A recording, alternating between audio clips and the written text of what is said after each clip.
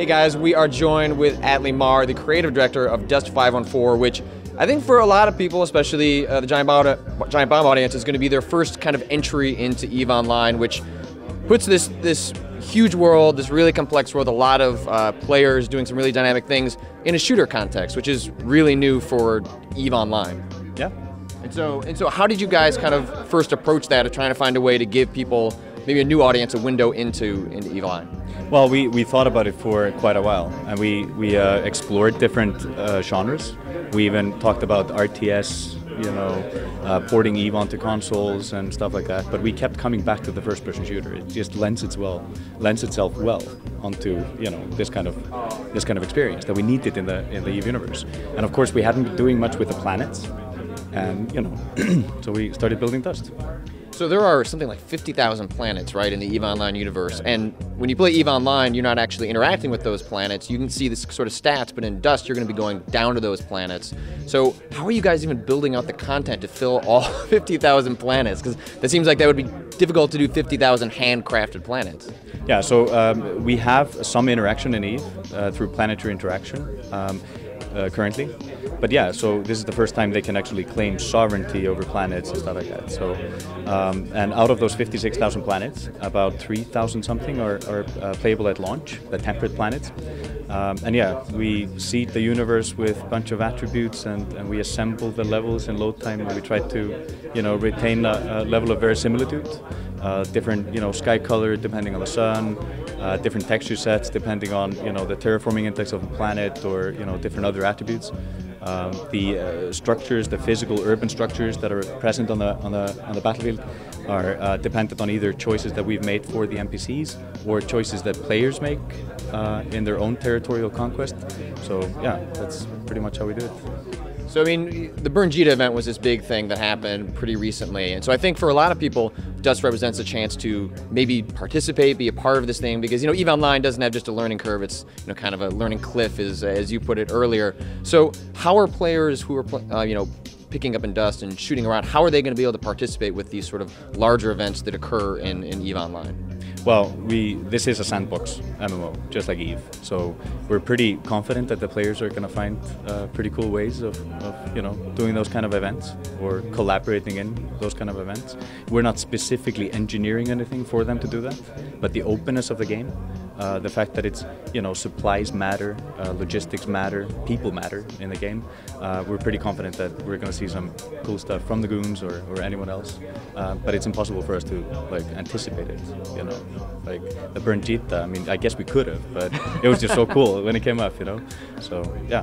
What have you been surprised by so far? Because I mean, that's the thing with EVE Online, is that the players are constantly surprising you guys with what they're capable of doing in the universe. So you guys are running sort of a beta test right now, and that's going to be ramping up as we go forward and closer to launch. So what are you surprised by so far, what the players have been able to kind of exploit, accomplish, and figure out what's possible? Well, there's one recent example down on the show floor. Where some player, it was actually in one of our demos here, some player on the floor had figured out, technically an exploit, but he had figured out a certain fit on his dropship that allowed him to armor and shield tank so that he could scrape the ground and basically squash people as he was flying around. I mean, obviously that's not intended, but it's pretty cool that some player at the Sony booth just figured it out, started refitting, and developed his own role, being like a dropship squasher or whatever. And as you were showing the game to me just before, it seems like you guys are building a lot of things so that you want to keep that ramp needs to be a little bit easier for people that are used to playing a shooter that kind of want to ease into that, but you've built in a lot of ways that you can make it more complex and hook more into EVE Online as that goes forward. So how much planning are you guys doing in having that in the background so that when this does take off, you can start incorporating more ways that it connects to EVE Online? Well, we have a roadmap jointly with EVE Online, the development team of EVE Online, that extends 4 or 5 years ahead. Most of the systems are pretty scalable. We'll be able to turn on features that are already there, or integrate features that are inherent part of the system. But yeah, so for example, the planetary conquest in the hands of players, that stuff exists, but we're not going to expose that at day one. We're going to allow the community to kind of figure out the game and develop social bonds before we turn that on in an expansion. I think that's probably the best and the most, the largest example of something that we've actually developed, but we won't turn on until a little bit later. It's also to protect the integrity of the market in Dust, so that we allow it to mature and we learn what the players want, and they figure out how to use it before we open the floodgates between the two games.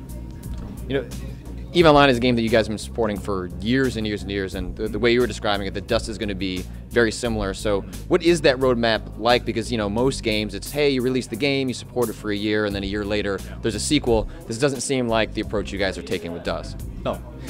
Well, it's we need to interact with our community. We need to hear what they want, and we do that a lot. We have the Fan Fest every year. We have the CSM and EVE.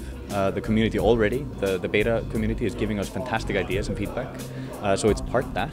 We need to basically build the game for them. But it's also for us to realize some of our crazier ideas. For example, we want to add in gladiator modes where you can bet and stuff, or these survival modes where you can fight against bots with your friends, and maybe some Demon Souls-esque aspect into that. There's on the roadmap things that we know that we have to do, know that we want to do, and other crazy things that we're just kind of pondering and planning for, making sure that we don't paint ourselves into a corner, so that we could do it if we decide to. So, and Brandon, our executive producer, he actually announced at the last FanFest a few of those things, like mechs. I would love to be in a mech and rip open tanks and kill people. So just maybe that might be coming to Dust at some point. All right, so we're seeing here the show floor, but there's a beta happening. So what should players be paying attention to, and maybe how can they participate in the beta as that starts to expand? Well, I mean, focus on the customization, focus on the skill system. That is really the meat of the game. It really enhances the first-person shooter play, learning how to, both combine roles with other players, but also to define your own role on the battlefield. Take a look at the sharpshooter. People are having a lot of fun down at the floor with the sharpshooter. Actually, much more than we hope to. But yeah, so in the beta, I would say, just prepare. Prepare. That's a very ominous tone for your beta. All right, so give us the spiel. When is Dust coming out? Platforms. You guys also just announced sort of a Vita hook for the game. So yeah, let us know when players are going to be able to get their hands on Dust. Well, beta players are already playing. We have a big beta event at the end of the month, and then in a few months, it'll be open for everyone, free on PlayStation. Are you guys targeting to release this year? All right. Well, Altmar, thank you so much for your time, and yeah, pretty soon it looks. I'm planning on playing, and yeah, it sounds like the rest of us will get to join and see kind of what EVE Online is all about. So again, thanks for your time, Altmar, and see you guys later.